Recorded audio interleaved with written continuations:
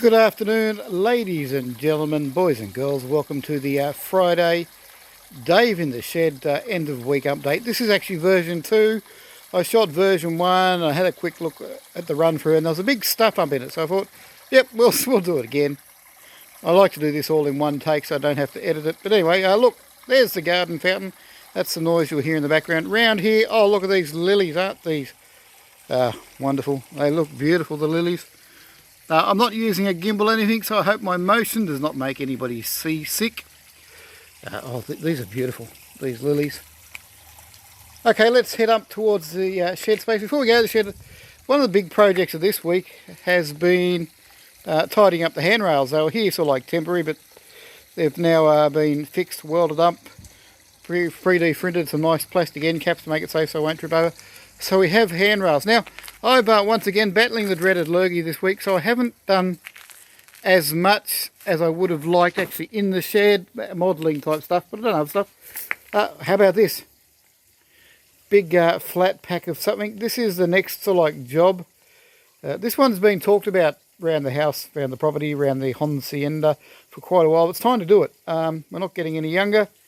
It's, yeah, really, like, let's do it. We have the space. Underneath that tarpaulin and sitting down there is actually a building foundation. So this is sort of like a flat pack building that you might see some of the progress over it the next couple of weeks. If you have any idea what could be going on here, let me know in the comments. Don't forget to like and subscribe. You can now comment on my videos since I worked out what I had to turn off so people could comment if they wish to. But like I said, like and subscribe all help. The canoe will go away later today. But there you are. That's an interesting job coming soon. Keep posted. Oh, doesn't that handrail look good? Makes access to the shed nice and safe too, especially at night or evening or with me, so I don't trip over and fall over. Yep. And you can now lean on the handrail; it doesn't fall over. It's welded down, supported. Really good. Anyway, let's go inside the shed through my lovely cafe curtains. Good old 1970 Greek cafe style curtains. Oh, they do a good job. Okay, so as I said, not a lot of modelling done, but I will swing around and show you something down here. Did a bit of a big clean up this morning, just to make it tidy before I brought you in here today. If you look on the old videos, there used to be a freezer here, a big chest freezer. It's gone down to the kids in Canberra.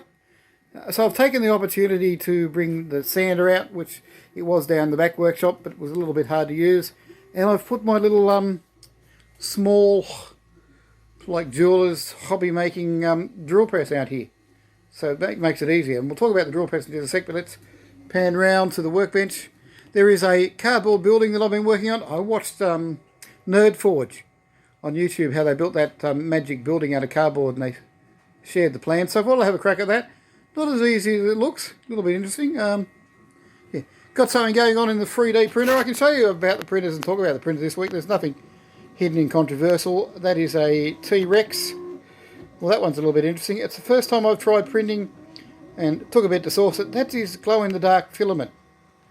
I'll let you know later, or you want to know about that, how that works, successful. Glow-in-the-dark.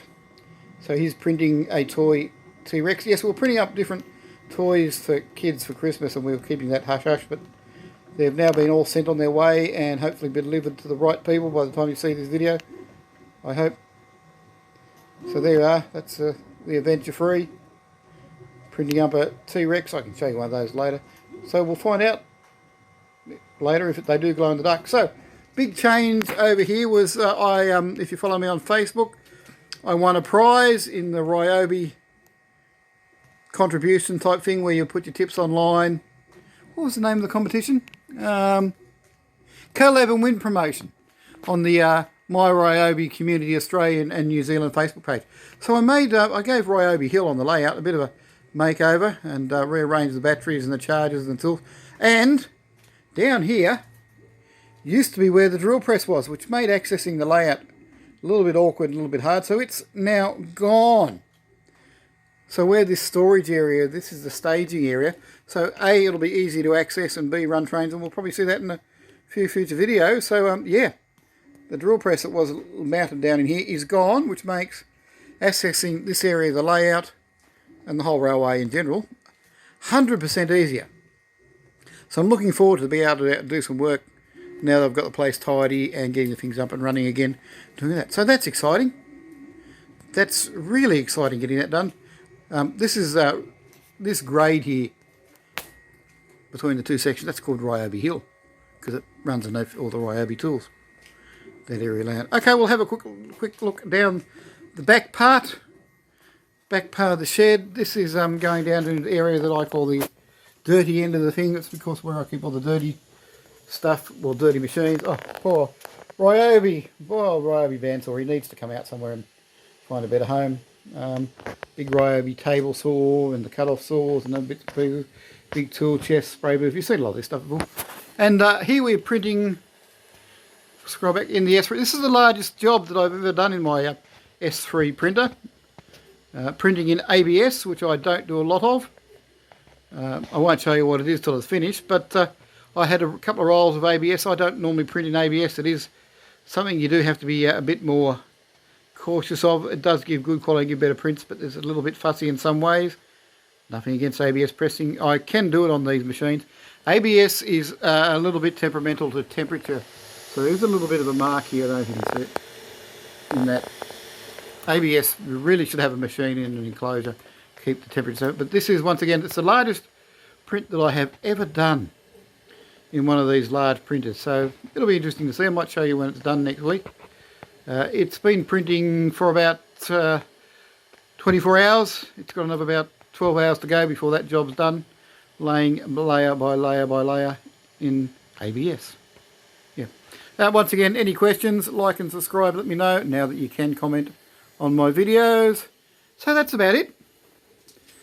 Just if you haven't seen the workbook before, I'll give a bit of a spin round. Over here we have the welding bench. Although I had the welder out in the yard earlier, welding up my fence post bits and pieces. Had to leave the helmet out in the sun to charge for about 4 hours since I haven't used it much. Spray booth area. It's a large tool area. We've got a couple of storage cabinets we store tools. What's they called? Drop saw for timber work. Drop saw for metal work. Big table saw. I've made a sled on that. That's a sled on top so I can do offcuts. I do have some very fine smaller gauge framing saws and bits and pieces. What's that called there? That's a miter saw that you can do very fine. So there's a, look at this. The miter saw in here that you can tell how much I use it. Still yeah, still got the cable ties around that one. So I don't use that one much. Bought it, but I use my power saws a lot more. Collection of all sorts of power tools. Paints, bits and pieces, electrical stuff down there. Okay, ladders.